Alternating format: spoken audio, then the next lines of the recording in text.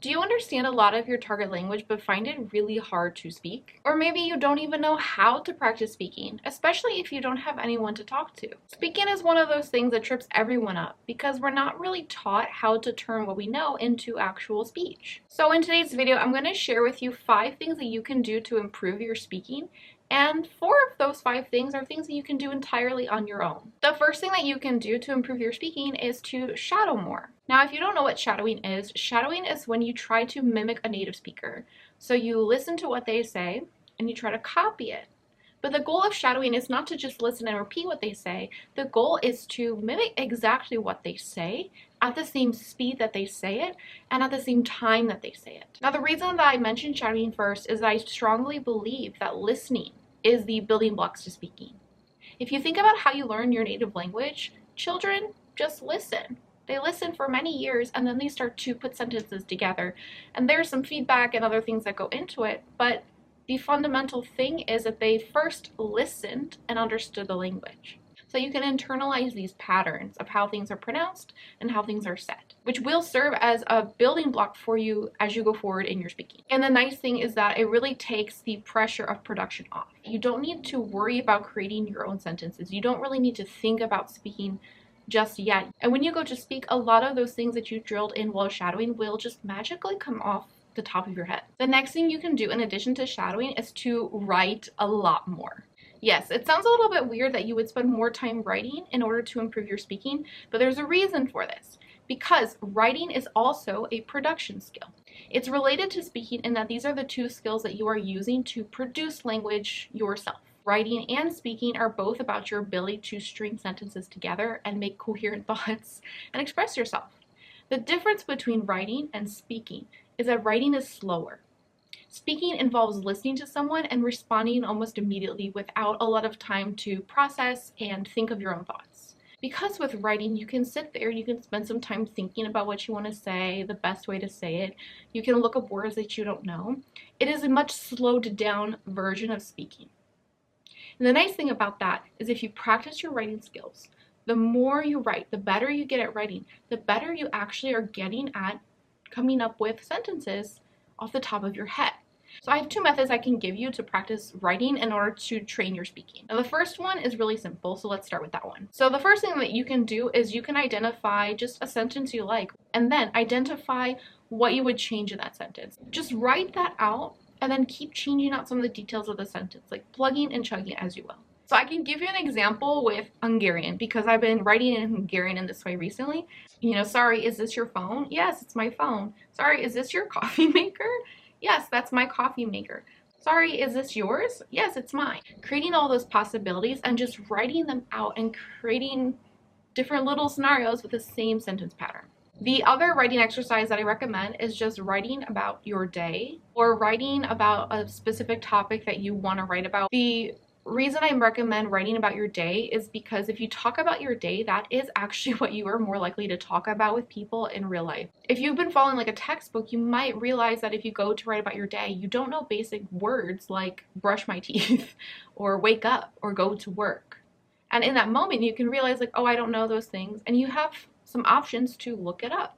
And then this is a way for you to immediately identify like the gaps of what would be missing if you were to speak about this. And the final thing that I recommend to tie this all together, because this is a video about speaking, is when you finish writing these sentences, read them aloud. Try to spend time pronouncing it, speaking it, and actually connect what you've written to your mouth in some way. And this ties into my next point, which is talk to yourself a lot. So I'm going to share with you very specific things that you can do when talking to yourself that will translate into better speaking skills overall.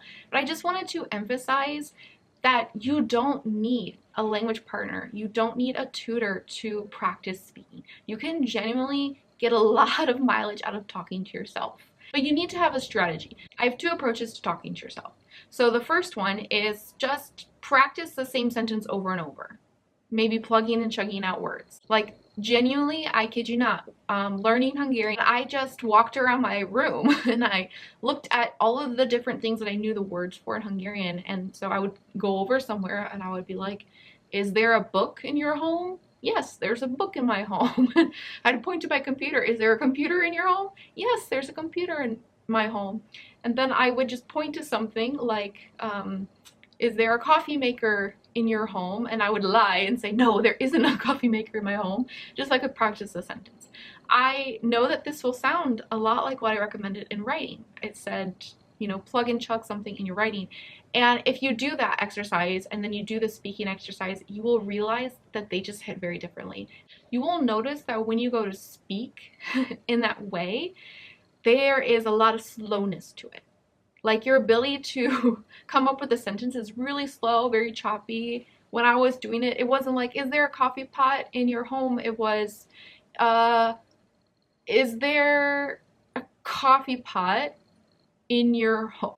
But the point is, you're giving yourself practice, essentially, for you to come up with those in real time. And that's the point. The more you try and do it, the faster you will get at producing it.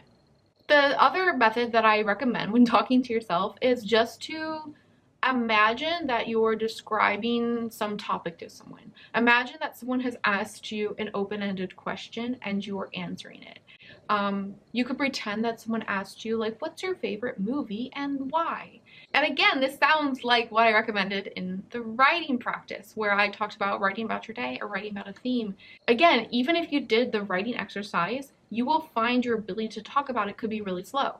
You don't really have that muscle yet where you can produce it very quickly. And that's okay, that's the point of this. To practice speaking about it in an environment where it is okay to be really slow and to be really choppy. You have to just practice, you have to build that skill of producing in faster time. Okay, and this next tip is specifically for instances where you do have an opportunity to speak with a native speaker, and that is essentially to prepare in advance words that you may need or expressions that you might need for that particular interaction. So in the case of taking a class, don't just go to the class hoping that the teacher will introduce those words to you and explain the grammar. Look at the words and look at the grammar before the class and try to get familiar with them so that you can use that opportunity with your teacher to practice using them and trying to incorporate them into your speaking. I genuinely think that if you do this preparatory work, the lesson makes more of an impact on your ability to speak and to produce language, versus if you don't do this preparatory work, a lot of the class time is more about them teaching you the meaning of things. Also, this is great, like if you plan on starting lessons with someone or like free talking with a native speaker, you know, where there's no specific curriculum of what you're going to be talking about, just think about what I want to say to this person. What are some things they would ask? How could I answer those questions? Do I have the words to answer those questions? Do I have the expressions I need? And then just looking them up so that you have a little bit of an idea of what you could say when you meet them. Okay, and the last tip that I want to give you is something that I feel like is a little bit obvious, but I don't think is said enough, is just ask the person you're talking to for help. Do you ever find yourself communicating with someone in your target language and they ask you a question that you weren't prepared for? And you try to come up with a response and you realize there's like a certain word or a certain expression, like you really need that word or that expression to be able to genuinely convey your answer. And you're just sitting there, you know, clicking, the wheels are turning, nothing's coming out, and then the conversation just kind of ends and it's awkward and you're just sat staring at each other. Well, I can honestly say that I've experienced it a lot. And I think the thing that I started to realize after the panic started to settle was I could just tell them. I don't know how to say this. I don't know the words that I need to tell you. You can talk about the fact that you don't know those words and the conversation can keep going despite that. You can memorize a few sentences that I call lifesaver sentences to get you through that, to get the conversation going again. So let me tell you what they are. So you can start off with, like I said, you can just say, I don't know what this is called in French. But then you will try to describe it. It's an animal. It's really big. It has like a long nose. You can see it in the zoo. And then the person might realize you're talking about an elephant. And honestly, when people throw out the word like that, oh, like, okay, you mean elephant, or you mean democracy, or something more complex, in that moment, it's easy to not really register what the word even is. And ask them to say it one more time. Like, what do you call that in French? What do you call that in Korean or whatever? And then after you ask that, they will repeat that word to you and then try to copy it. It sounds weird, but in that moment, it gives your brain a little bit of something to hold on to it to remember later. And then immediately throw it into your speech. Immediately actually use it. Another sentence that you should memorize is how to ask in your target language, sorry, I don't understand. Can you explain that one more time? But I have found, particularly like with my Korean, because I use Korean a lot in daily life, and there are a lot of situations still where I'm like, I don't really totally understand exactly what you're saying. I just tell people like, sorry, I don't totally understand. Could you explain it again? And usually when they go to re-explain, they will speak a little bit slower, they will speak a little bit more clearer, and they might also change the words around to more simple words. Sometimes the problem is certain word choices that they used, or sometimes they just spoke fast. I don't know why, but I think a lot of us get stuck in that panic of like, what do I say? What do I say? That we forget we can just throw out a helpline. Alright, those are all the tips that I have today in order to improve your speaking. Now, if you are interested in learning more about shadowing, I do have this video here where I discuss what shadowing is and I go into more depth about it, and I give a step-by-step breakdown with examples of how I go about shadowing another language. So if you really want to see that, check out that video. Otherwise, I'll see you guys next time, and thank you so much for watching. And let me know down in the comments what tips that you found helpful today.